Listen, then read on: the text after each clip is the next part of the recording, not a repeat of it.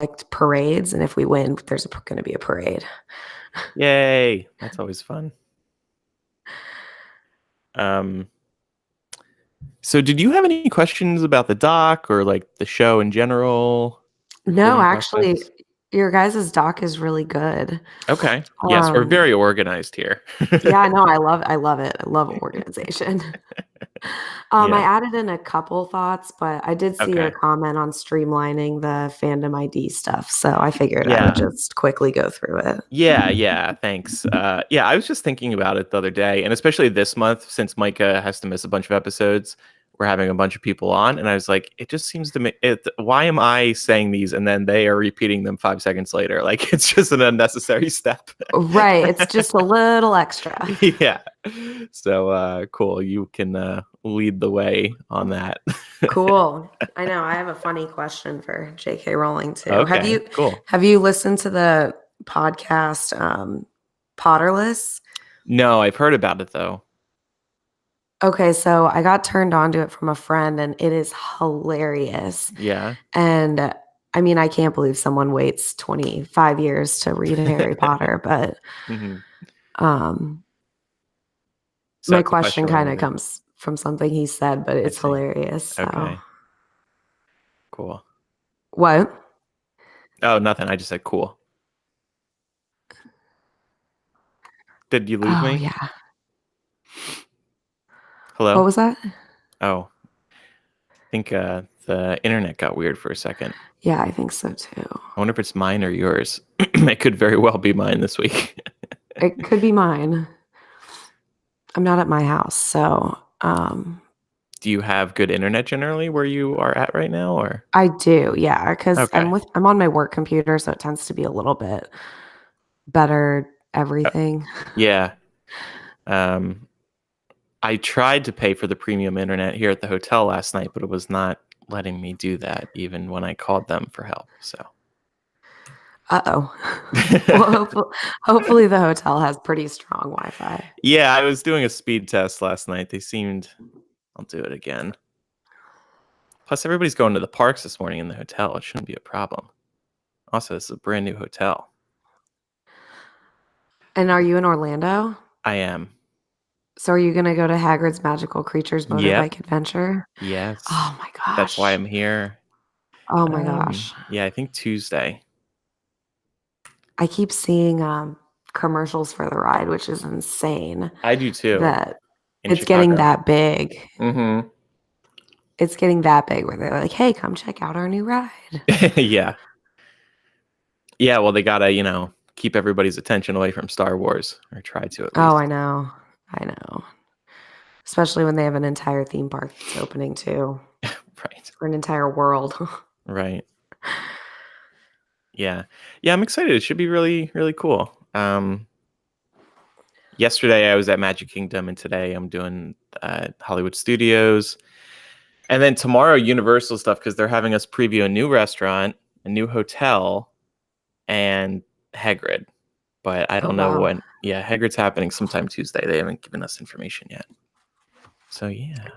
I hope it's a cool ride. I know some of them are kind of, I don't know, those interactive roller coasters tend to be worse than the regular roller coasters. Yeah, but it is a coaster. Yeah, Like, it because it's like the wooden one, right? I can't remember which one it's that not was. it's not wooden, but unlike Forbidden Journey and Diagon Alley, this is just like a traditional coaster, and there's going to be a bunch of show scenes that I think you're going to like go through to see all the different magical creatures. Yeah, that should be better. Yeah. And I think they say it's like fun for the whole family, so it's not too intense, which is fine by me because I don't like intense coasters. Yeah, I'm not a huge fan now that I'm older. I can't handle them the way that I once could. Right. Hello to JY and Stephanie and Chelsea who are listening live right now.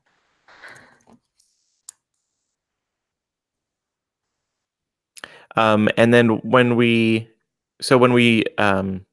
actually start the show, I'll say, I'm Andrew, I'm Laura, I'm Eric, and then I'll intro you, and then in the outro, you can outro yourself. Okay, sounds good. Okay.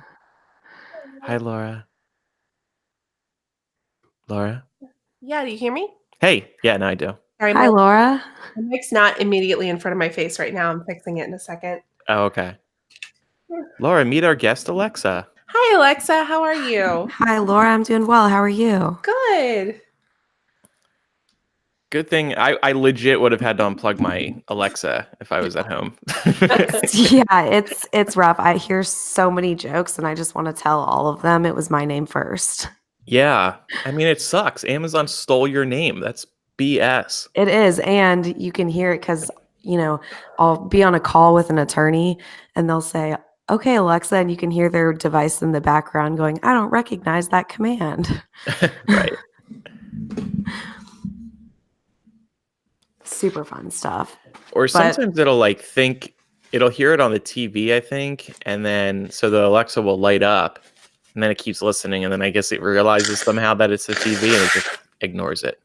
yes, yeah, and I had to because I have a couple in my house. I had to change the name to Echo Yeah. because it was just too weird to be like, Yeah. Alexa, set an alarm for 6 a.m. And I'm like, okay, I could just set my own alarm for 6 a.m. at this point. Yeah. You should be able to say whatever command you want. I know you can only change the name to like Bob, Computer, or Echo. Oh, Not- Bob? I didn't Yeah. know you could do Bob. Not very. There's not very much variety in that. I think you can do Amazon too, but that's no fun. I don't want that's to ask Amazon for something. definitely not fun.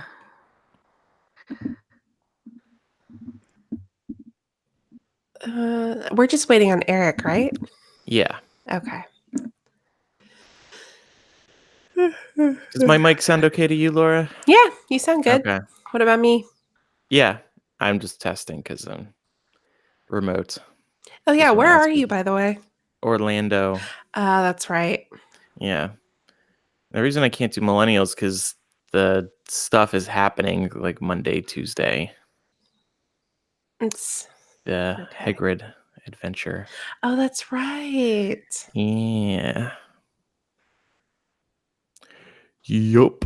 And I was telling Alexa, had a little too much to drink last night. Shouldn't have had that many drinks. Hey, so I'm not a Hufflepuff. I'm just Oh, well, you were really like prideful. You were like sticking up for the puffs in a way that I thought only a Hufflepuff would. no. Okay, No. never mind.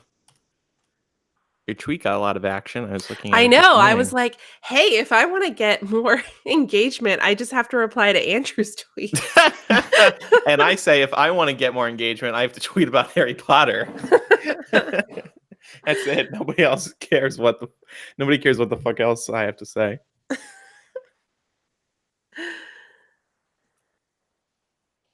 I mean, the Ravenclaw ones look good, so there's that. Yeah. Yeah, those do look really cool. Mm. Hufflepuff definitely got the short end of the stick, though. Yep. You guys, what is wrong with slip-ons? Come on. There's nothing wrong with slip-ons. It's the design. There's something wrong with wearing slip-ons if you're wearing them out in public, in my opinion. Really? Yes. Yes. Tacky. Wow. I'm pretty sure I wore my slip-on Vans the entire time I visited you. Oh, I didn't notice. I guess. Every morning. he Thank was thinking, God. This is the worst thing ever. Laura's outside with her slip-ons. Eric, meet our guest, Alexa. Hi, Alexa. Hi, Eric. Let's see here. Just verifying my Google is Yeti Nano. Okay. Set my thing up. And Alexa has a Yeti Snowball, so should have good audio quality from her this week. Cool. It's been a while since we've had decent audio from our guests. I know, it's hit the jackpot every once in a while. I know. I'm lucky I found it in my house. You just found it? Well, no, I had it for a couple years, but I don't use it because I ended up not doing a podcast with a friend of mine. But I had put it away, and I just, when you don't need something for a few years, it can be kind of tough to locate where you left it last. Mm-hmm. Sure. Preferences. Ryan bought me a rainbow magic band like which is like the digital park ticket, so you wear it on your wrist. Right. It's like a birthday gift. I'm like, oh, that's nice, Pride Month, and birthday. But I'm like, now every fucking person in Disney World knows I'm gay. Like, do I really need to announce it to everybody? I don't Where know. are you- I've been known to wear stuff like that. Yeah, a rainbow. I mean, I guess people might think I'm gay. I don't care. Yeah. All right. We ready? Yeah, I think so. Where are you recording from, Andrew? Orlando, But like where? the hotel room. Oh, okay. Why? I'm just curious what hotel you're staying at. Oh, Aventura, the new Universal one. Oh, nice. Yeah. That's cool. Yeah, it's their one that they call like affordable but sleek. And it is really nice. I don't know how much cheaper it is than their other hotels, but yeah. Let me just get up my ad notes. Laura, do you have the Third Love? I do. Okay, cool. I meant to send you a reminder and then I forgot. No, you're good. Okay. All right. I'm just Andrew, so you know I have a pop filter and Ooh. the normal like sleeve as well that was like on my other microphone is around my Yeti. So we should be as good as Cool. it gets. And I'm wearing earbuds instead of headphones. Like Oh, we talked nice. about. Okay. Sleeve. What do you mean sleeve? Like how microphones just have that cover that you can put on them. Like it's not a pop filter, but it's the like similar material and it just fits over the end of the microphone. I had one for my other microphone, so I don't really know what that is, but cool. I mean, I don't know how else to explain it. Some microphones that aren't completely metal on the end have that foamy, Yeah. top. That's all. Okay. Words are failing me. It's early. It is early. Time to podcast. Time to talk. Use words for an hour and a half. Yeah. All right. So everybody hit record. All right. Okay. Okie doke. And Alexa, just keep an eye on your recording during the recording. Okay. Just to make sure it doesn't suddenly stop, which can sometimes happen for no reason. So just as a precautionary measure. Okay. Sounds good. And I'm going to start it back up as well. I am still getting. Okay. I'm starting to see. I don't know if it's like super sensitive this morning or what, but I'm starting to see lines even when I'm not talking. So I hope it's not a bitch to remove. That's okay. Yeah, I mean, it went should be. away. Yeah. Okay. All right. Welcome to MuggleCast episode 420. I'm Andrew. I'm Eric. I'm Laura. Micah still isn't here. Where did he go? Come back, Micah. But Maybe he went to the cave. He went back to the cave. But we're joined by one of our Slug Club members this week, Alexa. Hi, Alexa. Hi, guys. We should warn all of our listeners now, if you have the Amazon device, you might just want to unplug it while listening to this episode. You may want to disable that. Yeah. Wow, I can't believe Amazon stole that name from you. I would be so annoyed. It's pretty annoying, but I get some good jokes from people, so. I was going to say, I can't believe Amazon loaned us Alexa for the day. This is so exciting. That is kind of cool. Yeah. Alexa, start a timer, please. Starting a timer. This reminds me of, obviously my last name is Sims, and every other person, when they hear it for the first time, they're like, oh, did you invent the video game? And at this point, I'm just like, yep, I invented the video game. I'm a billionaire. If only. Yeah. So anyway, Alexa, let's get your fandom ID. All right. So my favorite book is Prisoner of Azkaban. My favorite movie is Half-Blood Prince. I am a Ravenclaw. My Evermorning house is a Wampus. My Patronus is a polar bear.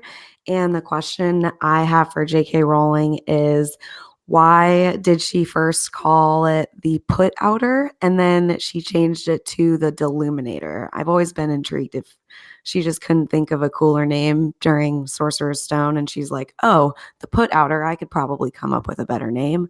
Or if it was like a prototype. Huh. Oh, that's a really good question. I would guess it was those damn American editors who were like, oh, Deluminator, that's too advanced of a word. We need to call it the Put Outer for the kiddies. And then book 2 or whatever book it appeared in next, J.K. Rowling was like, well, now I'm successful. I get to do whatever I want. And I'm actually going to call it what I wanted to call it, which is the Deluminator. I just always assumed it was referred to the Put Out as the Put Outer because that was what we saw it doing. Put out the lights. It put out the lights. And because book 1, it is sort of written more childlike, but also we're outsiders looking into the wizarding world, that we see Dumbledore use this device. It puts out the lights. Like, we call it the Put Outer. It's efficient. Later, when it's time to read Dumbledore's will, Rufus Scrimgeour can call it the Deluminator all he wants, but in reality, it will always be my Put Outer. Yeah, that's a good point. Right. So on today's show, we are going to go through Half-Blood Prince chapter 28. We also got some Muggle mail as well, but first, some news items. I had to talk about this. I wasn't planning on it, but everybody on social media is a light. Everybody wants to talk about this. These new Harry Potter shoes from Vans have struck a nerve with people. So people were really looking forward to this collaboration between Vans, the very popular shoe brand, and the Wizarding World. And they released the shoes, and the options are very limited. Each house, Hogwarts house, only has one type of shoe, and each Hogwarts house is a different shoe. And what I couldn't believe, and I guess I was kind of trolling a little bit, I could not believe that Hufflepuffs get stuck with the slip-on shoes. And not only that, the Hufflepuffs have the worst shoe design of the 4. Am I wrong? Not at all. As a Pottermore Hufflepuff, we love comfort.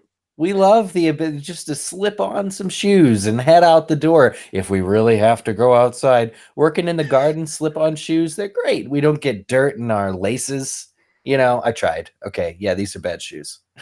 Yeah, they're pretty bad. And I'm upset that the only high top options are for Gryffindors, and then they have the mixed house ones. I will say it's never been cooler to be a Slytherin. The Slytherin, it's almost like snake scale on the outside. Yes. It looks like these are the coolest shoes I can imagine ever wearing. Yeah. Yeah, the Slytherin shoes are definitely the best. Yeah, they're pretty cool. But because they each chose a different style to represent each of the Hogwarts houses, I can't do what I would, I guess, normally consider doing, which is mix up the houses. One left shoe in Gryffindor, one right shoe in Hufflepuff. You can't really have any. If you buy 2 pair and mix and match, you can't really do that. Right, because they're a completely different shoe. Completely, we'd be off balance. Yeah. So, like I said, I said on Twitter that Hufflepuffs, as usual, got effed with the Vans line. And some people, in fairness, some Hufflepuffs were like, hey, I really like these shoes. What are you talking about? Stop being so mean. But others, I think one of the biggest problems was that the Hufflepuff shoes also just have the dumbest design. Yeah. They just slapped on the badger in the toe area. And that was other shoes have the house colors take over the entire shoe. And on Hufflepuff, it's just the little badger and a little bit of yellow, but it's a mostly black shoe. And the yellow that you see is on the bottom. It's pretty ridiculous. It's definitely, there was not as much design time allocated for the Hufflepuff shoe, it seems. Yeah, exactly. So any of you, do you think you'll be buying these shoes? Anyone? I'm considering it. I'm probably going to get the Slytherin ones for Mark because I sent them to him and I was like, would you wear these if I got them for you? And he was like, oh, hell yes. So probably get those. I do like the Ravenclaw ones. I know, Andrew, you think slip-ons are tacky. I kind of wish they offered them in the slip-on variety. Oh, Laura. Okay. Even the snitch shoes, because they also have these snitch shoes with the golden snitch wings on the side are a cooler looking shoe than the Hufflepuff shoe. In I'd fact, now that agree. I've seen this snitch design, I kind of want them. Yeah, and it has the "I open at the close" on the back of them. They're pretty. Yeah, and cool. laces, for crying out loud. Laces! Yeah, Yeah, so laces. I wanted to also mention that Vans did a bunch of other shoes, not customizable, not specific to Hogwarts houses, but they have some other nice designs there, like that Golden Snitch one, and they have a Death Eater style shoe, one or two others, and then they've got a collection of nice house-specific shirts and hats. So the collection overall, I think, is pretty good. It reminds me of what's available in Box Lunch, those stores that you see in the mall. It's like Hot Topic, but not goth. So check them out if you want. Also, just want to mention Universal Orlando is opening a new ride this week at the Wizarding World of Harry Potter. Hagrid's Magic. Oh, hold on, wait. I have to draw a big breath first. Hagrid's Magical Creatures Motorbike Adventure. It opens this Thursday. I'm actually in Orlando right now for the opening, and I haven't ridden the ride yet, but I will be in a couple days. And on next week's episode, we will talk about it. But it's very exciting, and thank God for these theme park wars.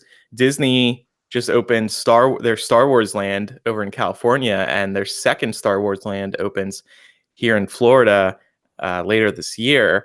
So Universal responded by adding a new ride to the Wizarding World, and this is just going to keep happening, where they're just going to keep being so competitive. And hopefully this is one of several more Harry Potter rides that are going to be added to the parks.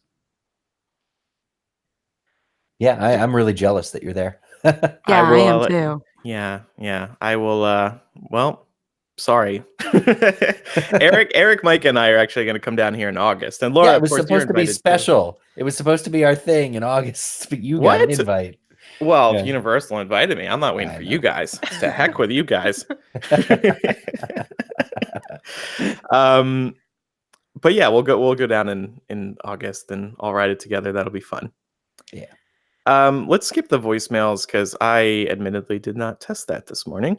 Forgot to do that. No. Okay. So let's jump to emails. Eric, do you want to read the first one? Yep. This comes from not named Allie. Oh, Allie. I thought it said all. I'm viewing in small print. This one comes from Allie. Allie says, I just finished listening to your discussion on Half-Blood Prince, Chapter 27, The Lightning-Struck Tower. It got me thinking about Dumbledore and Snape's plans for Dumbledore's death. It seems clear that Dumbledore was planning to die upon returning to Hogsmeade after retrieving the locket Horcrux, because he asked Harry to get Snape immediately after they arrive. However, it doesn't seem like Dumbledore was expecting the Death Eaters to be in the school, as the sight of the Dark Mark supercharges him into action. What do you think would have happened if the Death Eaters weren't there? Do you think that Dumbledore planned to have Harry witness Snape killing him if he had the choice? If so, I wonder if Dumbledore was concerned at all for Harry's well-being after witnessing yet another death of a friend. Even though Dumbledore is one of my favorite characters of all time, I can't help but be saddened that we'd have to add another item to the list of effed up things that Dumbledore has done for the greater good. Maybe Dumbledore was planning to have somebody else witness Snape kill him, just so Snape could keep up his reputation as a Death Eater alive. I would love to know your thoughts. Yeah, I have a feeling that Dumbledore's plan was for Harry to go get Snape and for Snape to immobilize Harry somewhere away from the tower so that Snape could then go get Draco and bring him up to the tower, and then they could do the deed. And then poor Harry has to... Yeah. I kind of prefer Harry seeing Dumbledore die just so he's the first one to know. Yeah. Because it also would have sucked if Harry had to find out through, like, some random-ass student who's like, Dumbledore's dead on the ground over there. You know, that would suck. Also would have sucked for us as readers. Yeah, totally. Yeah, I always thought that he told him to go get Snape because of the curse. So Snape would have known how to deal with the potion that he drank that made Dumbledore so weak. Yeah. But I guess, I don't know if he was necessarily planning to die that particular night, but maybe he knew that Draco was going to keep trying to kill him regardless. Yeah, Dumbledore asking Harry to get Snape is perfectly innocent because he's injured and he trusts, Snape to be able to fix it, because Snape has been helping him deal with his cursed arm all year. And when Harry suggests they go get Madame Pomfrey, Dumbledore's like, no, I need Snape. But it's possible that because of the dark mark over the school, he needs Snape for that other reason. And really doesn't expect to see Draco, possibly. Yeah. Okay. Thank you for that, Allie. This next one comes from Jacob.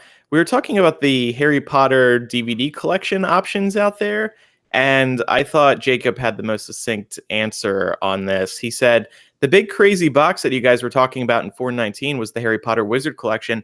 The Harry Potter Hogwarts Collection, however, includes all the discs from the Wizarding Collection, but without all the gimmicks. And it's around $140 on Amazon. This collection is amazing. It comes in a really nice photo album style box. It contains 31 discs, which include all of the movies on DVD, all the movies on regular Blu-ray, the first 2 movies on an extra DVD with the deleted scenes and extended scenes included, and the last 2 movies on 3D Blu-ray as a bonus. It also includes all these special features DVDs that were included with the original DVD releases, which have all the deleted scenes on them as well. On and on and on. So basically, he's saying he recommends the Harry Potter Hogwarts Collection because it contains basically everything known to man. Except outtakes, which have never existed on a disc, a blooper reel. And I remember we used to hope, like, oh, maybe one day there will be another collection that'll include those. They exist, as far as I'm aware. When I asked David Yates about it in an interview at the theme park down probably 2011 for that home entertainment celebration, he said that they were not only in existence, but coming out on the then proposed Hogwarts collection, which did not end up happening. So unless it's a secret, an extra disc nobody's discovered yet in one of those, quote, gimmicky compartments, it's still hidden from Yates everyone. Lied. Yeah. I mean, Wow. or didn't know. But the 31 discs for this Hogwarts collection, I understand it's definitive, but 31 discs still seems way too many discs. There are 8 films, 31 Blu-ray, like 31 different discs to arrange all the content. Clearly nobody's taken like an overhand and just decided to like condense and combine some special features from certain other movies discs. Like, do they still have that like interactive menus from like the first 2 films? I don't know. I don't know. Yeah, they definitely still have those on the DVD because I was watching it the other day. It's kind of cool that a 4-time Harry Potter director lied to you. That's like it was honor. It was sly. I didn't even know. I didn't even catch the lie. But he probably just made it up just to please you because you were probably in your Hogwarts cloak, right? You were like clearly a big fan, intimidating him. Disappoint you? Yeah. Yes, Eric. Sure, you're gonna get outtakes. Yeah, well, he's Absolutely. A 6-time director now, and I'm pissed. By the way, it's being reported from the Wall Street Journal this week that Warner Brothers' forthcoming streaming app, and this will be the exclusive home of the Harry Potter movies and the Fantastic Beasts movies, is going to cost $16 to $17 per month, which sounds high, but it will also include HBO and Cinemax, which on their own cost $15 per month currently. So it would actually include all of them. Yeah. This won't be out till late this year or early next year, so that price could very well change. But and it will just be the movies. Does anyone actually use Cinemax? Like, no. I'm trying to think about like the value here. And with Game of Thrones being over, I think J.K. Rowling's Corman Strike is on Cinemax. Funnily enough. I do actually think it's on Cinemax and not Showtime because I was trying to go watch them. It is. I just Googled it. Oh, man. Poor J.K. Rowling. Why did they put that on Cinemax? It should have been on HBO. I would have watched it then. But yeah, Laura, you're right. Nobody watches Cinemax. All right. Well, before we get to chapter by chapter, it's time to tell you about one of our sponsors this week, Scentbird. They are saving me down here in Orlando. Oh my God. I was a sponge in the Magic Kingdom yesterday. Just absolutely a wreck. Oh, gross. Yeah, but I brought Scentbird cologne with me. And you may wear cologne too. And whatever scent you may be wearing, you have good taste and you know what you like. But your great taste is also expensive, and you end up with a shelf full of half-used bottles, or you've been wearing the same one cologne you were gifted years ago because going out to buy a new one is a hassle. With Scentbird, I found a way to have great taste without breaking the bank. Whether it's Versace, Gucci, or Dolce & Gabbana, Scentbird.com keeps me smelling good month after month. And what I love about cologne is that it makes you memorable. It makes an impression on people that you're meeting, and it's a good impression. And it's one of those signs that you take care of yourself. And down here in Orlando, you need it to not smell embarrassing. But I'm also not someone who needs cologne often. I need it down here. I need it at special events. So I don't use it too often. But when I need it, and I don't want to pay the high prices. So Scentbird lets me pick from more than 450 designer brands with sizes that last for a few months. Each bottle includes 120 sprays. That's a lifetime for me, and probably for a lot of you listening out there. And if you're like me, you're not a cologne or perfume expert. You just know what smells good. So Scentbird lets you sort colognes and perfumes by brand, occasion, season, style, and they even have a true scent quiz so you can get personalized recommendations. This is the way to get a variety of cologne or perfume options without paying high prices and making these huge commitments. And with an exclusive offer just for our listeners, you can get 50% off your first month today. That's only $7.50 for your first fragrance. Go to Scentbird.com/MuggleCast and use my code MuggleCast for 50% off your first month. Again, that's SCENT bird.com/MuggleCast for you to try your first cologne or perfume for just $7.50. Sign on and smell amazing. Laura, you use them too, right? I do, yeah. Yeah. I really like it because I actually wear quite a bit of perfume. I like to smell good all the time, but it's so nice that I'm able to switch up what I'm using day to day without having to spend lots of money to have separate full-size bottles of everything that I like to wear. Yeah. So this is Taking really up great. your whole vanity. Yeah. Well, also it's great because they fit super nicely in my purse, so I can bring one with me to work without it being a full bottle, which I've been known to do in the past. So this makes it way more convenient. Awesome. All right. Time now for Half-Blood Prince, chapter by chapter, chapter 28, Flight of the Prince. We'll start with our 7-word summary. Eric? Somebody put this together. I did not put that together. I did. Okay. I just saw that it was empty, so I was like, "Oh, thank you." Harry. I'm trying to decide how I want to take this. Chases.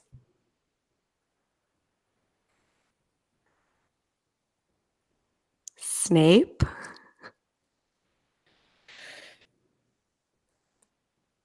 Down. All right. I like how this is going. On to. The. What? Why? Down onto the. I guess I'll just say grounds. Yeah. It's, it could be worse. It could be worse. So, Laura, you're going to lead us through this chapter. Yes. Right? Thank you. Yes. So for our scene-by-scene analysis, we pick up right where we left off with chapter 27, with Harry actually feeling like he, too, is hurtling through space, much like Dumbledore did at the end of the last chapter. We kind of see him going through this initial stages of denial in terms of just shock, right? And all he can focus on is finding Snape and Dumbledore because he feels like he could reverse what had happened if he had them both together. And he even thinks Dumbledore could not have died. And I'm wondering, can any of us relate to this? I'm wondering, have we ever had a time or event in our lives that threw us for this kind of loop? Yeah, definitely. Not so much with losing a loved one, but that has definitely happened. And you just feel like it's just like an out-of-body experience, or even like a work moment where you're like, oh, bleep. Snape. Like these really out of body moments, very shocking moments where you're just like, wow, this changes everything. And it's a terrible feeling. Your stomach drops. It's just the worst. Yeah. The time itself seems to slow. Reality seems less real. Definitely an experience I think we all have at some point in our lives. Yeah, it's almost movie-esque when this happens. Like when you think back on it, I've had a couple of occasions like this. Like I remember when I was in high school, I found out while I was at school that one of my really good friends' mother had died, and I had been really close with her. And I literally found out because somebody came up to me in the hall and told me, and it was like everything around me just stopped. Oh, You know? And Yeah. it, like, got kinda blurry, and it was just the weirdest experience, so when I was reading this, it definitely resonated with me. Mhm. We also see Harry sort of in denial about Dumbledore being dead because it's like, this is Dumbledore, right? He's larger than life, he can't be dead. Have any of us had reactions like this to big figures dying? I know Oh, a good example for me, honestly, and it's very pertinent for this podcast, Alan Rickman. In yeah. my head, I still don't think of him as dead, you know? Right. Yeah, because in the case of Alan Rickman, we all grew up watching him. So in a way, he was kind of like a father figure, whether you watch him only in the Harry Potter movies or you watched him in other movies as well. Um, but yeah, you definitely you feel this way losing a loved one, or maybe just seeing another celebrity die, like Mhm. maybe take Michael Jackson or Prince. These iconic figures that we look up to suddenly go too soon in a lot of cases, unfortunately. The new Aladdin movie is out, and I hear very good things, but I'm still not over Robin Williams' death. Mhm. Yeah, yeah, right, exactly. Yeah, so that's a good point. As to what Harry, kind of gets this inkling that he could reverse what happened if he could only get Snape and Dumbledore back together. I wanted to ask the question, can he actually reverse it? I know we think there's no spell to bring people back from the dead, but Harry has this, sort of sixth sense about what has just happened. And I'd like to believe it's all complete denial, but something about the writing tells me maybe there was something Harry could do, or maybe the process can be reversed if only Harry specifically gets Snape back to Dumbledore. We know it's never going to work out and Snape wants nothing to do with it, but can we speculate? Is there something that maybe that Harry could have done? A time turner? Yeah. A time turner, or I was thinking maybe split his own soul and give half of it to Dumbledore so Dumbledore could come back.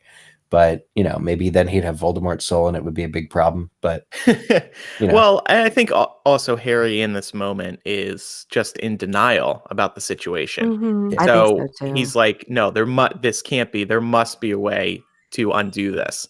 And I mean, unfortunately, there isn't. So yeah. Yeah, Yeah, I good think damn them for destroying all the time turners. except old- one. Yep. Yeah. Good old two spells Harry is going to fix everything, he thinks. It's a shame. Yeah. So after this happens, Harry is running through the hallways trying to get to the grounds so he can chase after Snape. And the first person he's able to identify in all the fighting he comes across is Ginny, which I thought was really nice. It's a kind of nice connecting the threads moment. In book 2, Harry goes to rescue Ginny. In this case, she is here backing Harry up and Yeah. fighting Death Eaters. So I thought that was a nice moment. Mhm. But she's fighting Amicus, which is a little awkward because he becomes the Defense Against the Dark Arts teacher the following year. And he calls Yeah. her pretty. He calls her pretty too. It's kind of ooh, please. And this is the sickening part of the next book. You're watching Hogwarts be taken over by these awful people, and this is just foreshadowing that. Yeah. And I kind of forgot how literally bloody this scene was. And I'm wondering if it's because my recollections of the book had sort of been overridden by movieisms. But there are literally unidentified dead people on the floor while all of this is happening. And Harry notices that his sneakers are like slick with blood. Yeah. And as I was reading this, I was like, whoa, this is holy crap. This is Yeah. dark. Yeah, and No, he you're steps over one of the people. Mm-hmm. Do we ever find out who these people are? No. I mean, it's Neville and Flitwick are the people who are bloody, but they're going to be totally okay. Mm-hmm. We see them in the hospital wing later, and the only other person that was said to be dead was Bill. I think it's just a way of, like, J.K. Rowling's very descriptive in making it seem like it's a big deal, but ultimately, and maybe this is why it's not in the film. Nobody dies in the end. There's really it's not like a net zero. It's not like a zero sum kind of game because it's a big deal. The Death Eaters are in the castle, but it would be a bit repetitive to do this in book 6 and then have a Battle of Hogwarts in book 7. So because nobody dies in the end, maybe that's why it was left out, except to say J.K. Rowling is trying really hard to show you that there are big stakes, that it's a big deal that the Death Eaters, could get in. But because of the Ginny and all of them taking Felix Felicis, she even says, oh, without your potion, I'm sure we would have died, but the spells just seem to miss us. It just kind of, in the end, the stakes were very low, or the results were very, very low. Yeah. And I think J.K. Rowling's just being clever about hiding that. I still think I would have liked to see a little bit of this in the movie, though. I would have Same. too. And I actually specifically remember the filmmakers had said they didn't want to add this because they knew there was going to be a battle in number 7. So they didn't want both of them ending with battles, which really doesn't make sense to me because it's still a movie. Like, it doesn't matter how many movies there are, you need a big ending. And Half-Blood Prince's ending is pretty tame. Yeah. Yeah, I put a note in here for us to talk about the ending of the movie a little bit later, but I agree. When I was rereading this, I was like, wait, this is way more intense than I recall the movie being. But we can get into that in a little bit. So I have a question, and I thought it was a question that might appeal to you, Andrew. Why are random students just out and about while all this is happening? Yeah. Like, this is just yet more evidence of the fact that Hogwarts can be kind of a security nightmare. A security nightmare. Definitely not the safest place. No. Well, And yeah. So here's my question. I cannot believe that there wouldn't be a system in place to say, once Hogwarts's like protective enchantments and such have been breached, the common rooms should just lock down and prevent students from leaving. Yeah, I totally agree with you. I guess the students were just curious, like, oh, what's that noise? Let's go see what the noise is. But wow, even from just as a student, that's really dumb of you, I think. Well, I don't know. Maybe I guess naturally I would go see what the ruckus was about as well. But yeah, there should be something like you should see the gates closing down on the common rooms. The portraits are locking themselves up. Nobody out. Everybody has to stay in. Yeah, it does seem really dangerous. Hopefully this was something fixed in the post-Dumbledore era. Hopefully. I mean, clearly I don't think he totally anticipated the Death Eaters to be there. But at the same time, I would think that something as simple as like, hey, if a dark mark is ever cast on Hogwarts grounds, shut everything down. Right. Retreat to your dorms. Well, and you think about what's happened in previous books at the castle, even just on that stuff alone, there should be some security measures put in place. I mean, the basilisk, for starters. Yeah. Yeah, I would agree. And I'm just trying to think, like, if they locked all the common rooms down, Hogwarts would be short its defenders, right? We wouldn't have students who could go and fight on behalf of the school. But then the bad guys would just overrun Hogwarts and there'd be more of them. So I'm trying to think like what the best result for everybody is, because I think Dumbledore is probably relying on the people who can get out of the rooms to like fight and save the school. Yeah, But and we're not even sure that these are all students that are part of the DA, like Ernie, but they're just random students. Yeah, I mean, when Harry pushes past Ernie, he's with like a gaggle of Hufflepuffs. So now we're geese to you, Laura? No, I think they literally use that word. Oh. That's pretty funny. And I think in the scene, J.K. Rowling even wrote on that in the rush of the moment, all the Hufflepuffs put on their Vans slip-on shoes, headed They're downstairs. so easy and convenient to just You know slip what? on. Yeah, That's true. if you're in the moment of your school being invaded by Death Eaters and you got to slip on some shoes real quick that are going to be comfortable and have traction so you can run across those bloodied halls. Yeah. Those slip-ons, they come in Comfort. clutch. Comfort and efficiency. I got to look at the tread of these Vans, because if there's a big pool of blood and the tread isn't that great, I'm just going to slide along and fall on my ass. I think comfort and efficiency should be the new Hufflepuff slogan. Loyal, comfort, and efficient. Vans is forcing that one on them, so you might Yep. get it. But maybe I think J.K. Rowling also wanted to just write a chaotic scene here, and that's why she sent so many students down into the battle zone. Because if they weren't there, I guess it wouldn't have been as crazy in a good way. Just visually, it sounds better, I think. Yeah. Well, I think that's the justification for a lot of situations where students end up in the middle of places they shouldn't be at Mhm. Hogwarts. The story just wouldn't be as good if they weren't Mhm. there. So I think we can all suspend disbelief and accept this, but at the same time, from a practical standpoint of like people who have attended schools, it's like, this is not how this would happen. We've all done lockdowns. Come Oh, on. yeah. Yeah. So Harry manages to gain on Snape, and he realizes that Hagrid is also trying to help as well, which is so sweet. But Mhm. then one of the Death Eaters sets Hagrid's hut on fire, and I forgot about this until I read it, but Fang was still inside it. Yep. Mm. Yeah, And I because thought- Hagrid says something. Yeah, and like the way Hagrid says it, he's literally like, Fang's inside there, you, and like he starts fighting them. If somebody set my house on fire with my dog inside, that would not be my response. I would just like let out this blood-curdling scream and then kill whoever did it. I would definitely lose it. Yeah.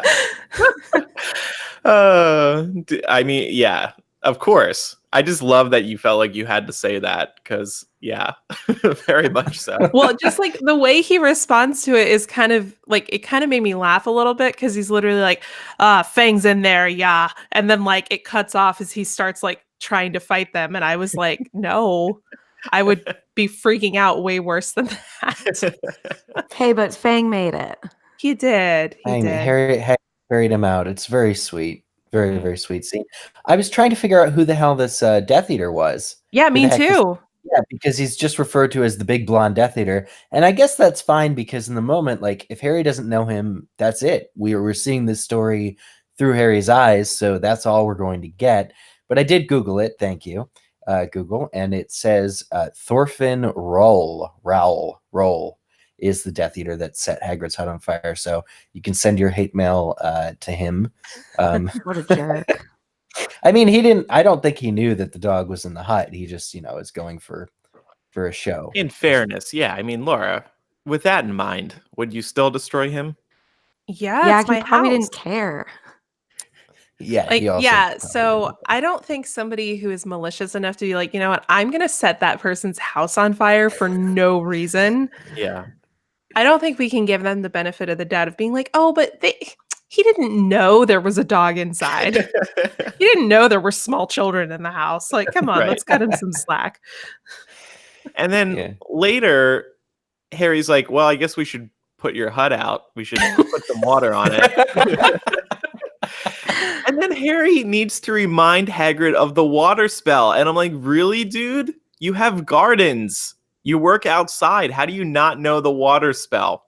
I can't suspend my disbelief for that one. I was I gonna think make. J.K. Rowling needs to rewrite that. I I was mean, gonna make. maybe it's just that he was freaking out because Fang almost died and his house is on fire, and he just, was a Well, little okay. anxious. Yeah, like fire, but we have no wood. That's kind fair. of.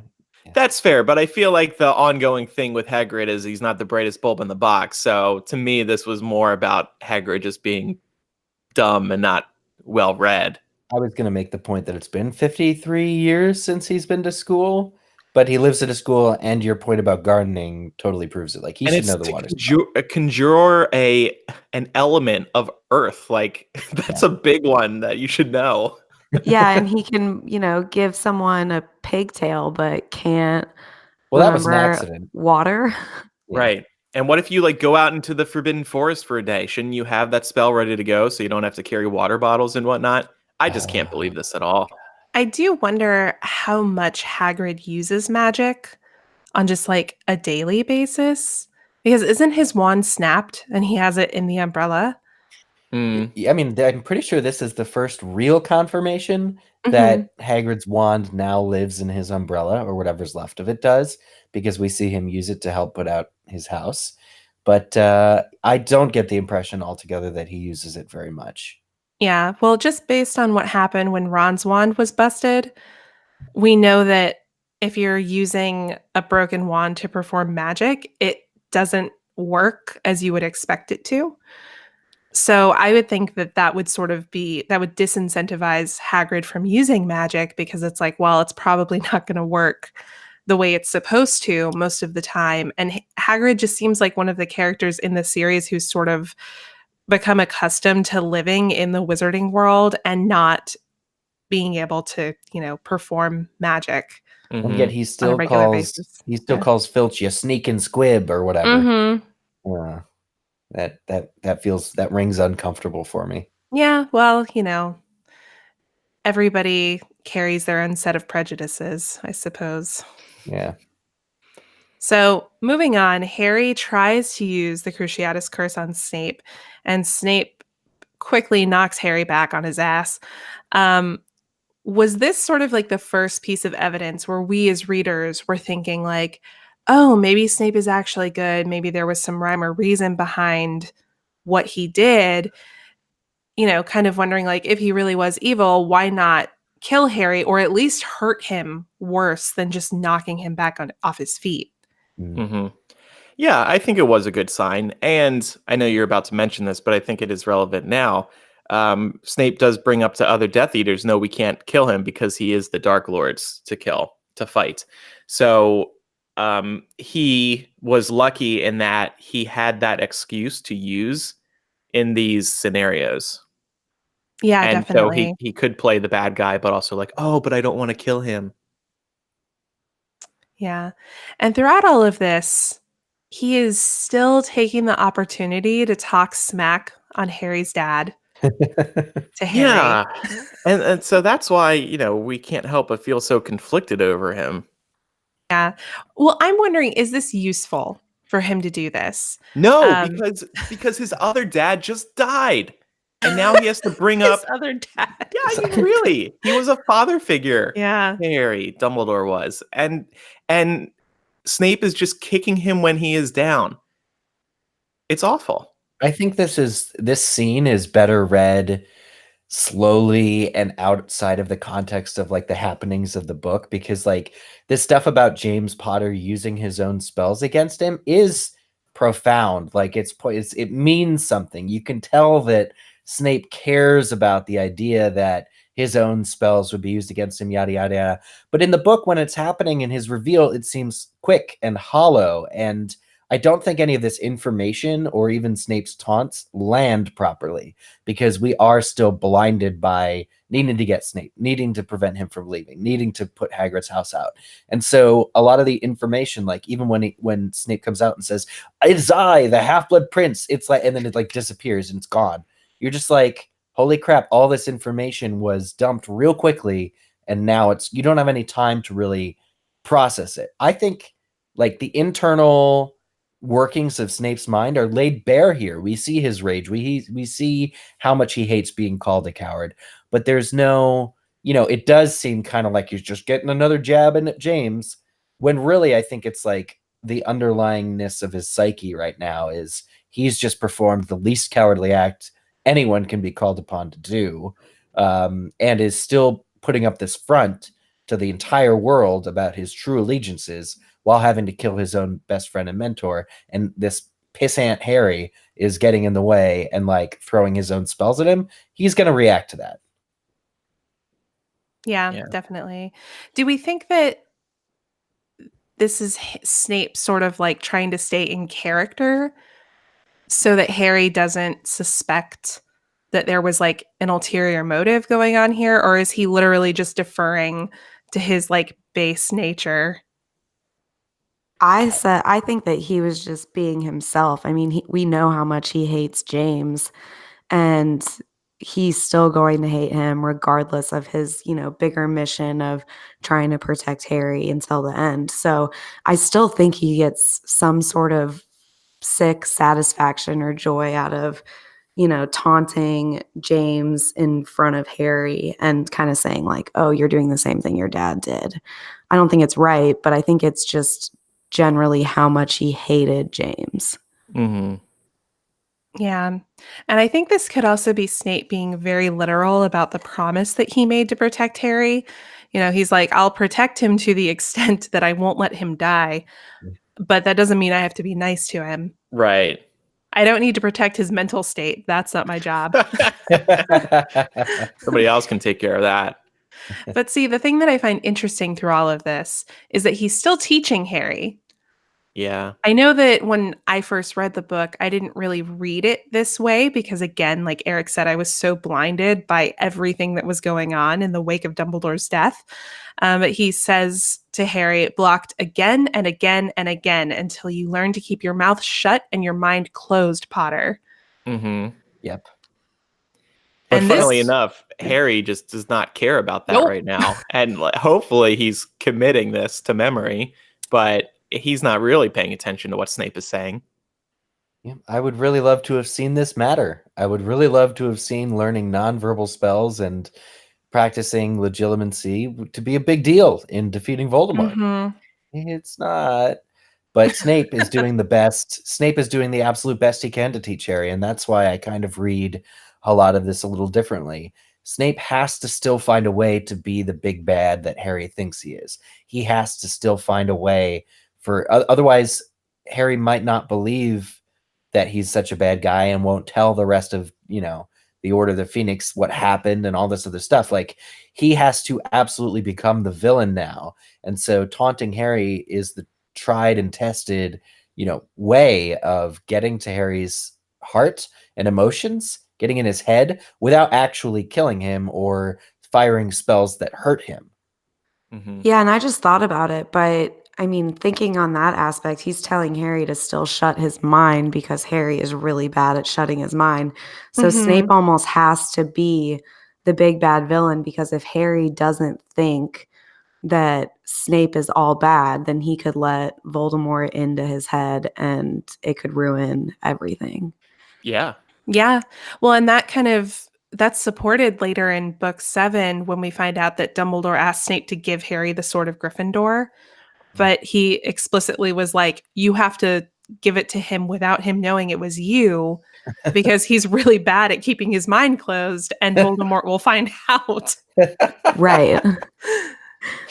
Oh my God. Well, and it wasn't until this reread that I really noticed, but his whole, this mind closed thing, it's not just that Snape is extremely good at blocking spells, because he is. Everything that Harry wants to shoot at him, he immediately reflects. And I'm like, oh my God, he does it non-verbally. He's really good at blocking. But it is also that Harry's mind is so open that Snape can literally read what he's about to do before he even does it. Mm-hmm. So that's like, it's the 1-2 punch of why Harry could never succeed against an actual grown wizard. Until he does. So following this moment, Snape is able to write off killing Harry based on Voldemort's orders. We see him telling the other Death Eaters, no, the Dark Lord wants him. What if, sort of in an alternate universe, someone else did kill Harry against Voldemort's commands? What do we think would happen? What would Voldemort do if he found out that somebody else killed Harry? He'd be pissed. He would kill that person. Yeah. Yeah. I guess Voldemort would be a little glad that he was dead. It would save him some time. He could go on vacation a little earlier than he was hoping. But yeah, I think he would absolutely be pissed. He could go back to Albania. Yeah. I was gonna Back say, to that's Albania, Voldemort's baby. vacation spot. Yeah. his nose would grow back, like he would look human again. No, but yeah, he would absolutely be pissed. And then also just like, what about us as readers? Like, oh, surprise, there aren't 7 books actually. I was lying to all of you the whole time. There's actually going to be 6. Or all of book 7 is an epilogue. I think this would be interesting just because it would call the legitimacy of the prophecy into question. Like, I could see a Death Eater, like say a Death Eater kills Harry, or a Death Eater is led to believe that they've killed Harry. I feel like that could be an interesting turn of events too. But I could see that person being like, well, wait, only Voldemort's supposed to be able to do this, and I just did it. So was this kid really the chosen one? And was the prophecy between he and Voldemort real? Right. Because Dumbledore's talked about this time and time again, which is that the only reason the prophecy is legitimate is because Voldemort takes it seriously. If he had chosen to never act on it, nothing would have happened. Right. In this very book, he was emphasizing that. Mm-hmm. So I always think the spell would just rebound again. Whoever casts a death curse at Harry would see it ricochet like it did when he was a baby. I don't know what's changed to make that not the case. I think Harry is possibly functionally immortal. Interesting. Yeah. I kind of view it as the fact that nobody successfully gets off a killing curse that hits Harry between now and into the forest again when he is killed by Voldemort, but we know he survives that. I wonder if it's just luck and good writing that didn't happen, because I think it would have rebounded again. No proof for it. I just kind of always thought that was the case. Maybe this is another question we can ask J.K. Rowling. This is Eric's one question asked J.K. Rowling. Yeah, probably. My one of many. So then after this, we get the big reveal.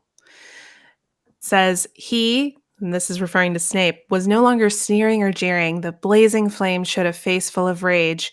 You dare use my own spells against me, Potter? It was I who invented them. I, the Half-Blood Prince.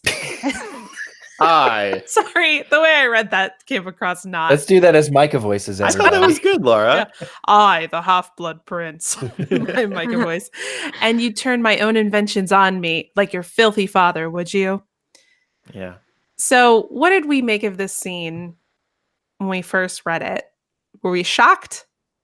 Well, I can't really remember, to be honest with you. I guess reading it in this moment, you're like, oh yeah, okay, this all makes sense now. I don't know. For me, it reads the intentionality behind it all, like the idea that Snape knew throughout the year as he was seeing Harry use these spells that it was him. Like, for me, it just calls back the Sectum Sempra thing. Like, Snape knew then and didn't say anything that it was his own spell. So I just remember, like, my jaw dropping, kind of. Yeah, I think I was pretty shocked, but in the sense that things that had happened earlier on in the book, like the Sectum Sempra spell and the Levicorpus, all of it kind of came together and made sense with him being the Half-Blood Prince. Definitely. And what do we make of Snape's reaction to being called a coward? You know, Harry's like, kill me then. Kill me like you killed him, you coward. Yeah. So first of all, Snape is very visceral in his reaction here. Yeah. First of all, it's really sad that Harry is just mentally at a place where he's encouraging Snape to kill him. Like, that's just awful. He's feeling that low. But this is an important moment because I think it's also giving Snape Marauders flashbacks. And I was doing some reading on this chapter. When we do these chapter by chapter discussions, I like Googling the chapter to see what other discussions have been out there. And I found this live journal entry written before Deathly Hallows was released. And it brought up the good point that this was a scene for the Snape is good people. They pointed to this one because, as this person wrote on their live journal, Dumbledore has in some way or another ordered him to kill him, and Snape is doing the bravest possible thing by obeying him and killing the only man who ever showed any faith in him. Snape is enraged because he is absolutely not a coward. He is anything but a coward. He had to do one of the hardest things in his life, kill Dumbledore. So for and he Snape, can't tell anyone about it either. exactly. Yeah. So that's why he's all capsing right now. And you got to feel for Snape in this moment too, because he wants the truth out there. He just can't yet. Yeah. At least to Harry.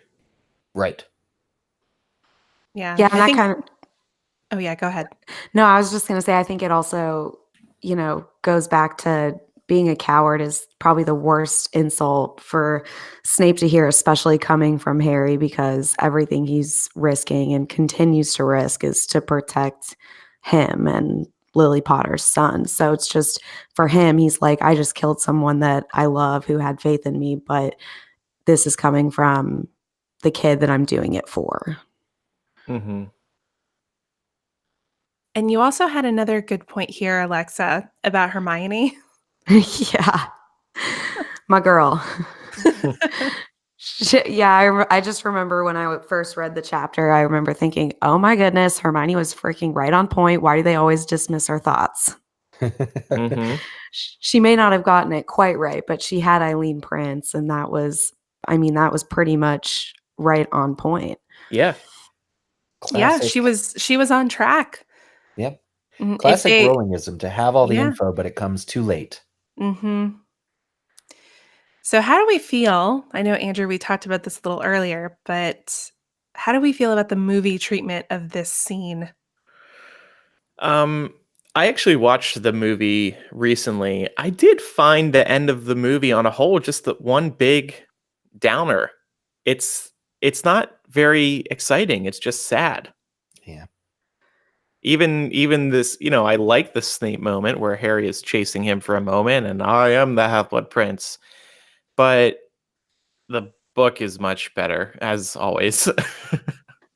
Yeah, I wish that we had seen more of the dialogue that happened in this scene, especially the rage caps lock, don't call me coward Yeah.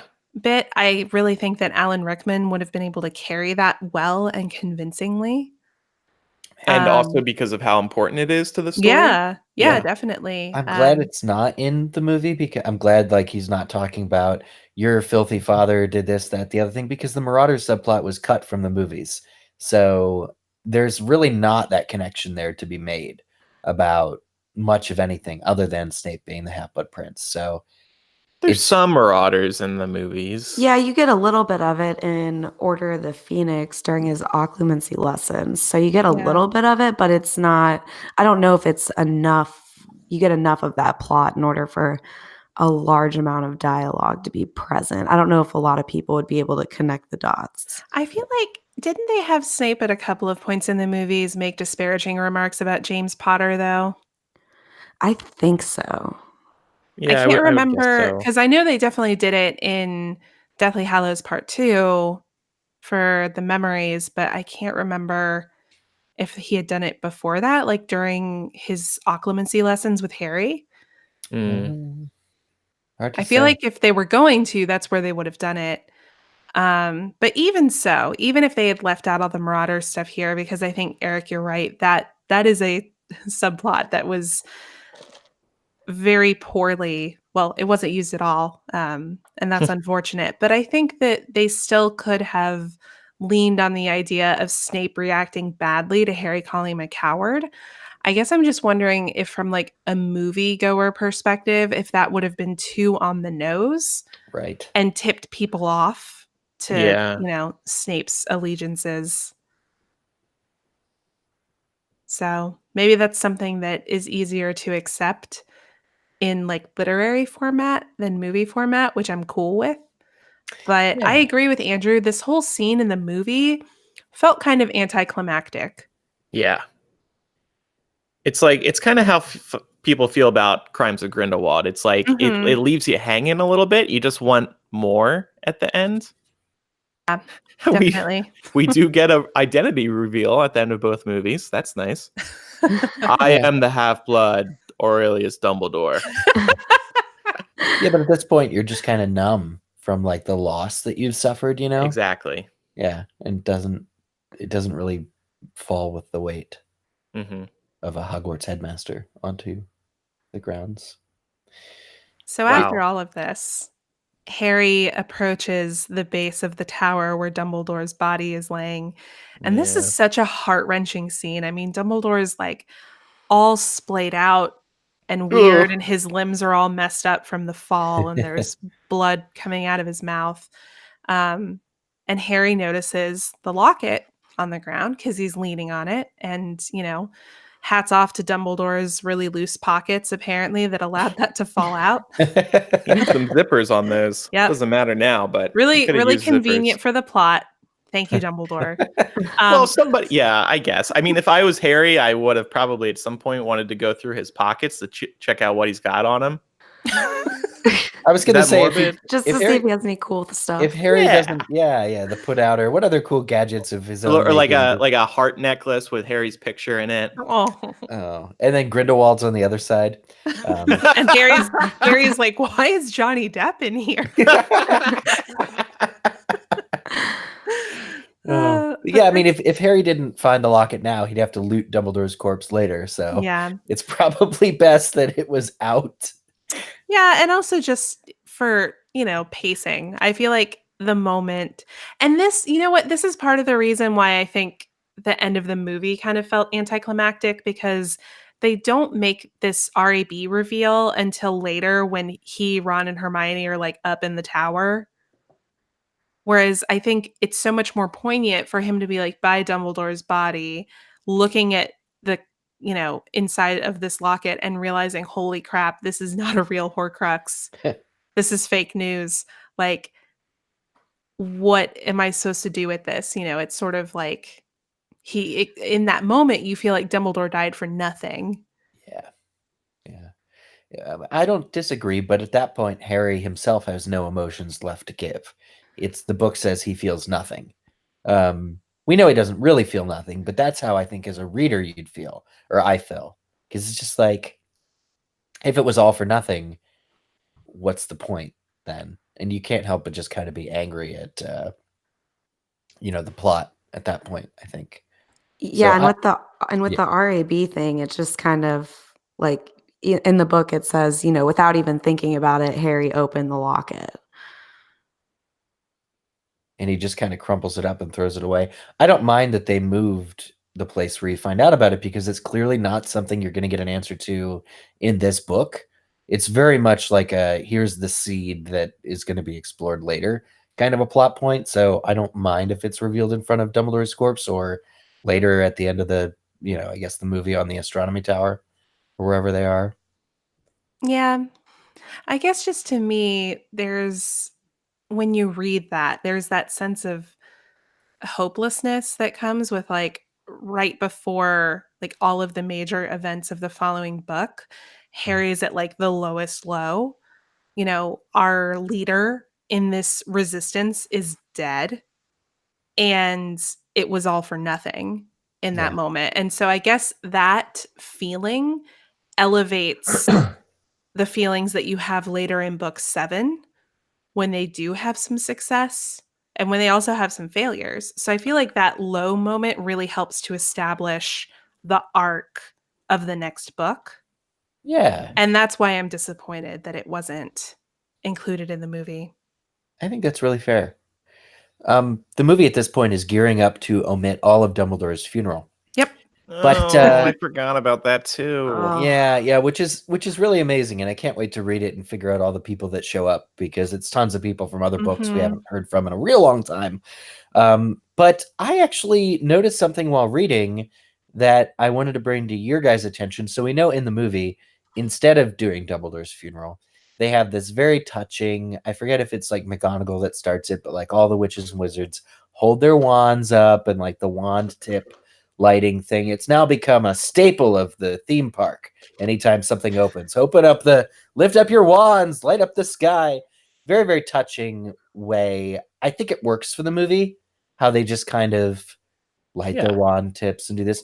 But I was wondering, so it's not in the books, but there is something in the books. So here's the quote.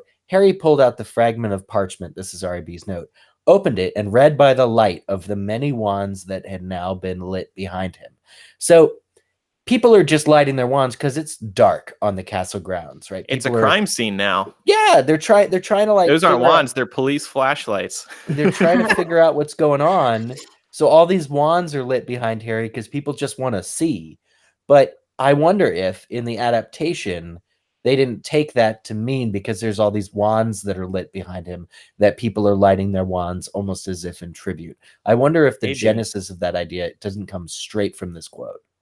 It could, yeah. Visually, it's a very striking thing to see on screen. So I'm glad that whoever came up with that did. It's something that even fans do now too. I mean, you say it's for like big ride openings, yeah. but I know like You'll be doing it this week, Andrew. What? You'll be doing it this week, I'm sure. Probably. I'll be like, no. No, but in all seriousness, when there was that terrible Pulse nightclub shooting here in Orlando, one of the people who died was a Wizarding World employee. And I know J.K. Rowling, which I thought was great, paid tribute to him on Twitter, but also there was a tribute to him in the parks, just a fan thing. And they all pointed their wands at Hogwarts at dusk or something like that. And it was a super sweet moment. There's photos of it. That type of thing has really resonated with fans, actually. So it's great on multiple levels. I'd forgotten about that. Mm-hmm. Yeah, that's a good point. So wrapping things up, I thought we could connect some threads. These were things that I noticed, but if there were any instances that y'all noticed, please feel free to speak up. So the first one I brought up was that Harry, Ron, and Ginny all make appearances during the book's climactic scenes, whereas Hermione does not, just like in Chamber of Secrets. I was kind of wondering, why is she not here fighting alongside all of them? Oh, Laura, give her a break. No, I'm not. That's a good point. I'm not crapping on her. I'm just wondering, like, what happened that Ron and Ginny were like, okay, we're going. I can't imagine if Hermione was there that she would have been like, nah, I'm not doing that. Right. You know? She would definitely be one to head into the action. So yeah, I don't know. That's a good question. Maybe she's teaching Hagrid the Aguamenti spell, although he's in the scene too, so I guess not. Maybe she was asleep. But don't we know that she also drank some of the liquid luck, the Felix Felicis? So maybe she was just away from Ron and Ginny. She had a sudden lucky urge to go to the bathroom on the second floor. Away she from drank the action. it, and then Felix was like, you should just stay in and study. It's a good night for that. Yeah. I heard you say she went to bed, Laura. I like that answer too. Maybe she was just in bed. I like to think about all the Hogwarts students who just slept through this whole thing and then woke up the next morning like, what the F? Because that's what would happen to me. I could sleep through like a nuclear blast. Yeah. And it would not be a problem. And then I would wake up in the morning and be like, why is it nuclear winter outside? And it was late at night. So yeah. It makes perfect sense. So another point is at this point in Chamber of Secrets, sort of in the ending chapters of the book, Harry unknowingly has a real Horcrux, whereas here he knowingly has a fake one. Yeah. That hurts. Yeah. It's like, ouch. Yeah. And then in chapter 17, the heir of Slytherin and Chamber of Secrets, Riddle says that Dumbledore has been driven out of the castle by the mere memory of him. Just to kind of go over what was happening there, Dumbledore had been banned from the school by the Board of Governors, which included Lucius Malfoy voting on that. And it's just interesting that here Riddle is saying like, oh, I drove Dumbledore out of the school just by using my memory. And now Dumbledore has literally been driven out of the school. Yeah. Oh. And then in chapter 18 of Chamber of Secrets, Dobby's Reward, Harry and Ron each received 200 house points for Gryffindor because of rescuing Ginny from the Chamber of Secrets. And this is another one that hurts. In this chapter, Harry passes the Gryffindor hourglass and it's broken and all of its rubies are like falling out. Oh. So at Damn, one end of Laura. the series, they're gaining points, and at the other end of the series, they're losing them. Did you like Google for these, or did you find all these yourself? Just from memory? So I went, I looked up like some wikis for summaries, and then if I saw something that seemed like a good hook, I pulled the book out and Wow, like flip nice. through it. You That's pretty rock. impressive. Yeah, I'm impressed. I love doing these. I'm a huge fan of frame narratives. Yeah. Which is what this is. So I love Man. the idea of like each of the books corresponding and then having the book 4 as like the centerpiece. I wonder if those rubies have any monetary value. If any of the kids could now, get rich by grabbing some. You would think they're Maybe. worth something. Are they real rubies though? No, but it's still like, ooh, collectible. This was in In the Hogwarts. yeah. You see him selling them on the wizarding dark web. Andrew, Right. I could totally see you doing this. Just stealing them and This flipping is- them for some This cash. is your Slytherin nature coming out for sure. Hey, I gotta pay for those Slytherin shoes somehow. And then finally, in chapter 18 of Chamber of Secrets, it's revealed that Lucius Malfoy was behind Dumbledore's dismissal from the school, as well as depositing Tom Riddle's diary into Ginny's textbooks. And I thought that these deliberate attempts are an interesting parallel to Draco's also deliberate yet half-hearted attempts to kill Dumbledore and Half-Blood Prince. Oh, yeah. In book 2, Lucius is working directly against Dumbledore. And in book 6, Draco is directly working against Dumbledore.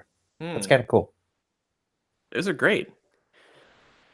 So if you have any feedback about today's discussion, send it on in, mugglecast@gmail.com, or use the contact form on the website. And we're about to get to MVP of the week and rename the chapter. But first, we wanted to hear a quick word from one of our sponsors, Third Love. Third Love is the company that is making the most comfortable bras out there.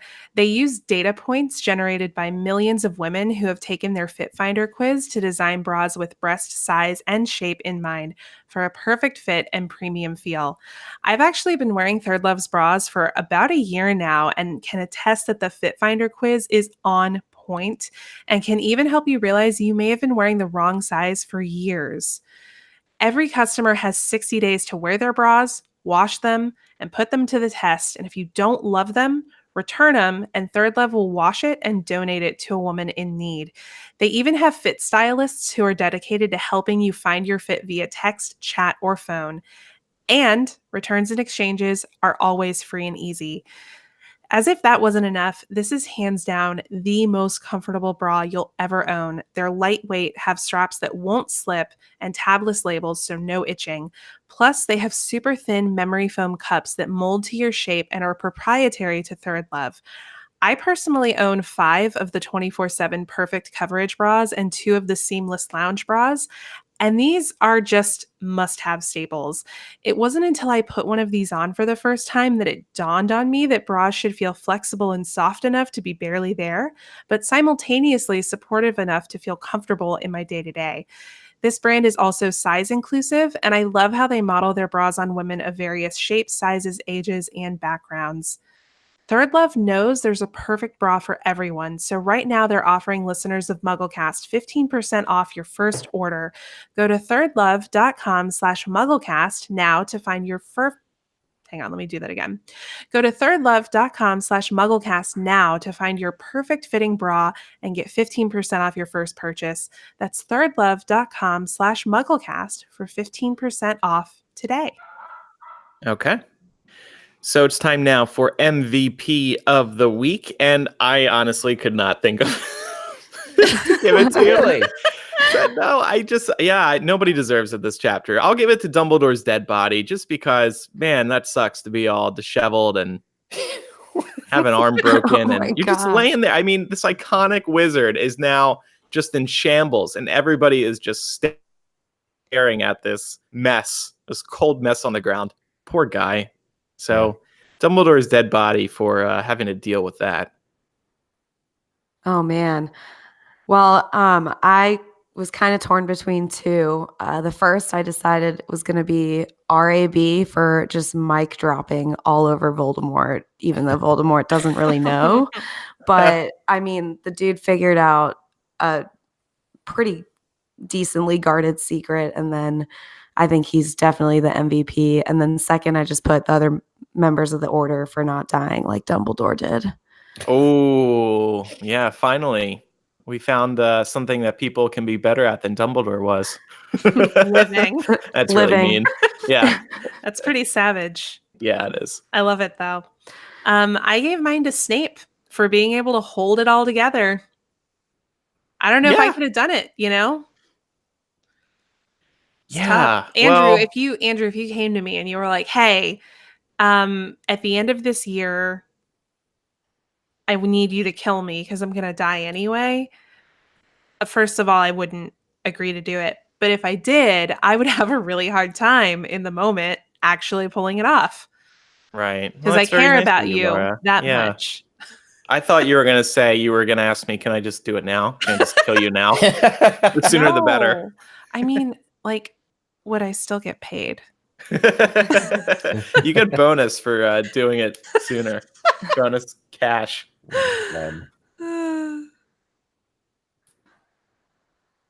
And Eric? I also gave the MVP to RAB for reasons already stated by Alexa.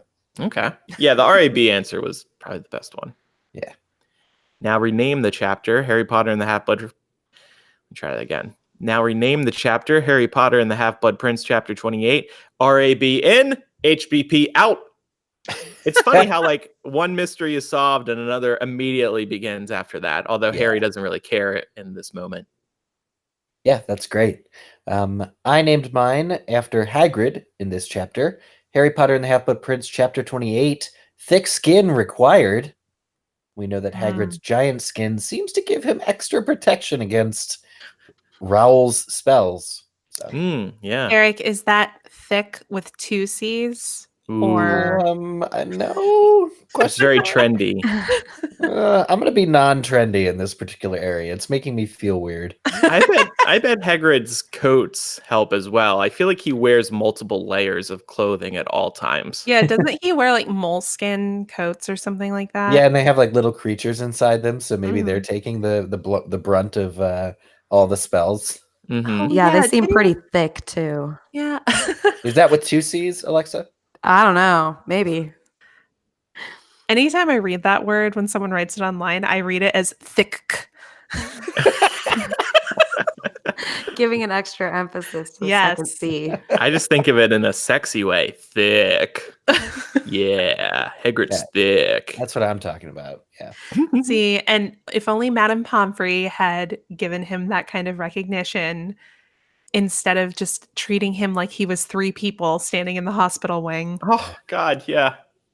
So mean. All right, I would do mine as Harry Potter and the Half-Blood Prince, chapter 28, hashtag fake news, Horcrux. All right, and I did Harry Potter and the Half-Blood Prince, chapter 28, chasing Snape and Draco. Snape really does a good job in this chapter at keeping Draco out of the whole battle. Yeah. You know? Yeah, like grabbing him and saying, it's time to go, get out of here, keep going. And presumably he's blocking curses fired at Draco or himself the entire way down the stairs. Yeah, exactly. Yeah. Yeah, and Draco gets away unscathed. Completely, yeah. We don't even know that he gets like a bruise or draws blood at all. So that's pretty massive success on Snape's part. Mm-hmm. Well, we have one more sponsor this week. They are for everyone listening because everyone is a Harry Potter fan who might want to show off their passion for the Wizarding World. I want to tell you about the Wizarding World figurine collection from Eagle Moss Hero Collector. They are officially authorized by Warner Brothers, and they offer a slew of brand new Harry Potter and Fantastic Beasts figurines. From Harry to Newt, Dumbledore to Voldemort, the Occamy to a Dementor, every figurine has been sculpted in a classic movie pose at 1/16 scale. So maybe you could buy the Dumbledore one and drop him off a tower if you wanted to. Bring it to life. Each character comes with a guide so you can learn a little more about them, which is a really unique touch in the merchandising world. I have not seen that with any other Harry Potter merchandise. I took some pictures for our social media channels the other day, and I had a lot of fun opening them up and putting them together in certain scenes, and they look great on your shelf. You can collect every figurine in the Wizarding World collection and create this landscape of characters. It's really cool. Sign up for the collection at herocollector.com/wizards and get your first figurine, which is a spellcasting Harry Potter as seen in the Battle of Hogwarts, for only $9.95 with free shipping. Do it now, and Hero Collector will add Hermione Granger as a year one student for free. And what's more, you get a free exclusive art print. It's included with every shipment. And then thereafter, 2 new figurines with detailed character guides and art print will be delivered each month for only $15.95 plus $2.45 shipping each. And as a subscriber, you're also eligible for special offers and free gifts personalized to the Hogwarts house of your choice. Plus, you may cancel your subscription at any time, so there's no long-term commitment.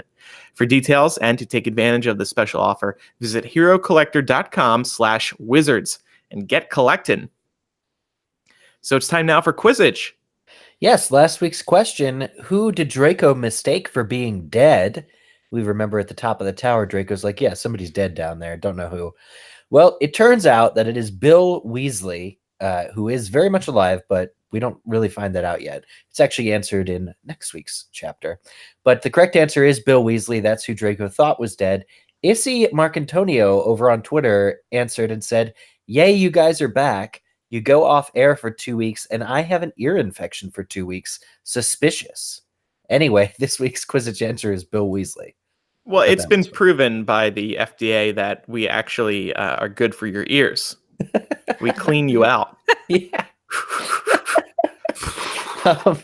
And other Quizzitch successful answers came from Steph, Sarah, Haley, JK Not Rolling, aka Julianne C, Sarah Davis, Daniel Etok, Jason King, Lourdes, Fluffy McNutters, Karen Frode, Milena, and Grindy and Voldy. So congratulations to all those winners. Next week's question also comes from the next chapter, and it is, from whom does Lupin learn that Dumbledore has died? Who tells Lupin, or who does Lupin hear it from that Dumbledore is dead? And submit your answers over to us on Twitter, #Quizzitch @MuggleCast. What if social media existed in the Harry Potter books and like Harry makes this post about Dumbledore dying, like R.I.P. I loved you so much, and that's how Lupin learned about it. And Lupin does the wow face emoji, or the wow face. Wow, can't believe he's dead. The wow face react. Whoa. What do we think the hashtag would have been? Rippledore. Rip Dumbledore, Rippledore. What do you mean, the hashtag for his death? Yeah, you know there would have been Dumbo one. gone. Dumble dead. Dumble dead. Wow, we're really mean. I'm sorry if anybody gets upset by how we make fun of Dumbledore dying. It's all out of love. It is. Yeah, we all love him. Speaking of social media, do follow us on Instagram. When the new Hagrid ride opens up later this week, I will be making some posts on our channel, Instagram.com/MuggleCast. And in addition to covering cool events like the one happening this week, we also post clips from the show, so you can check out what we are listening or what we are talking about before you actually listen to the episode. And we also post memes and what's going on in our own lives in relation to Harry Potter. So check it out. Username MuggleCast on Instagram, Facebook, and Twitter. We would also love your support on Patreon. You'll receive instant access to installments of bonus MuggleCast, early access to our show via the weekly live streams. Thank you to everybody who is listening live on this Sunday morning. And MuggleCast throwbacks. For example, Eric recently posted the show doc for episode 100, which is super cool. And also, you guys, so I recently became an uncle about a year ago now, so not so recently. But my nephew encountered a Harry Potter toy for the first time, and my mom actually took a picture and sent it to me, and it was really cute. Aww. Seeing my nephew look at Harry Potter for the first time. It's kind of special. So I posted that photo on our Patreon. Your support goes to keeping the show rocking and rolling. We've been able to do so much with the funds we have raised through Patreon. I'd mentioned before we started recording, I think, that we're actually going to a podcast convention in Orlando in August, because we said, what can we do to be extremely hot this summer and want to die? And we said, let's go to a podcast convention in August in Orlando, Florida. So that's what we're doing. But it'll be a fun opportunity for us to get together and learn more about podcasting and network and stuff like that. So these are the types of things that your support goes to. And of course, because of the Patreon, we are weekly again. Alexa, thank you for supporting us on Patreon. Of course. I love listening to you guys every week. Cool. Well, we really appreciate it. Listeners, it might be safe to plug in your you-know-what again, if you did that already, if you had to unplug it.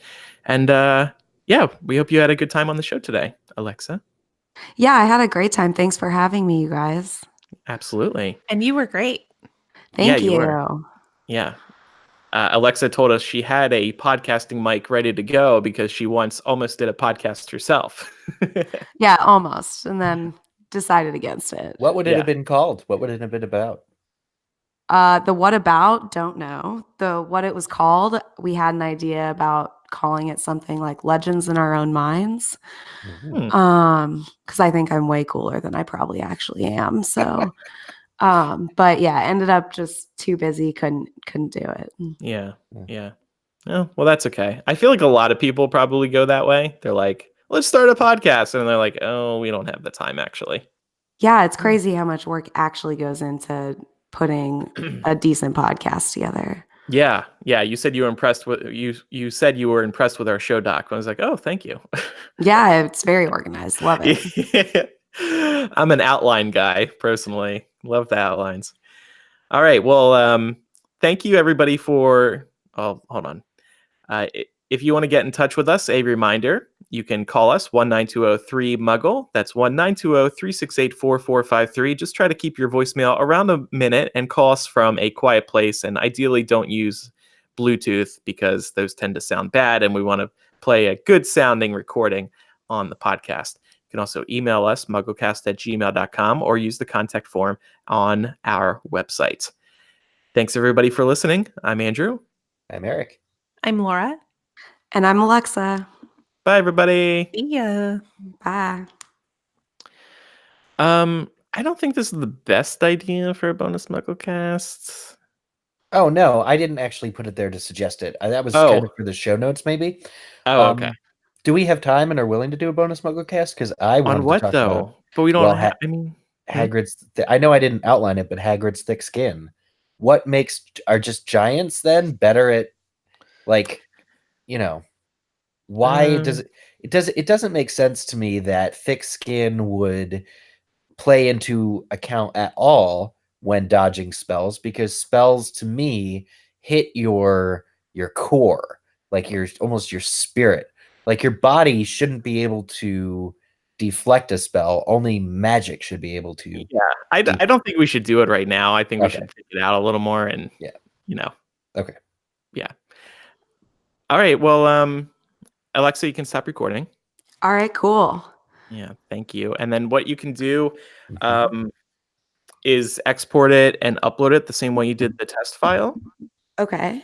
And if you could do that ASAP, that'd be soups appreciated, because I'm going to clean these right now. Awesome. Sure. Laura, great job on the chapter. Oh, Yeah, thank fantastic. you. Really good. Thank you. I like doing those. They're fun. You raised the bar for making the connecting the threads. Like, fuck. Now I have don't to know. go do Mike that. is pretty good at that too. He is, yeah. I think you do it a lot more methodically. Is that the right word? Oh. Methodologically? With a method? With a method than Micah does.